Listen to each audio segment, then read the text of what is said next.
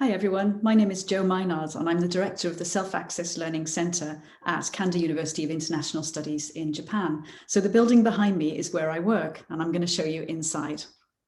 Okay, so here we are inside the building, and as you can see, in normal circumstances, it's a busy, lively social space where a lot of learning takes place.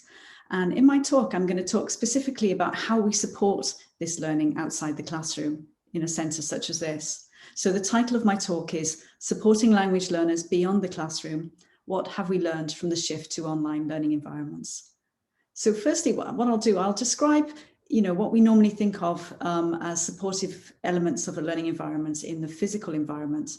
So normally we would have spaces for students to practice the target language. There are lots of support services such as advising and different learning spaces and resources. However, since March 2020 or thereabouts, the physical learning environment has been unavailable to many of our language learners.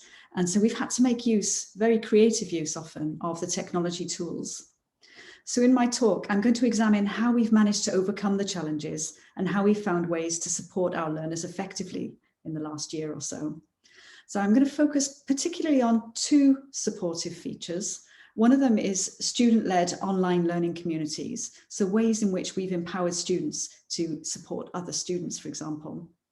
And the second way is advising. And by advising, I mean one-to-one, supportive and reflective dialogue aimed to facilitate language learner autonomy.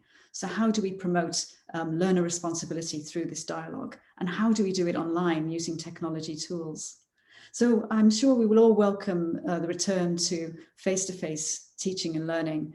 But what I hope to touch on in this talk is things that we've learned in the past year that we can apply when we continue to meet students in the future. So I look forward to seeing you at the conference in June.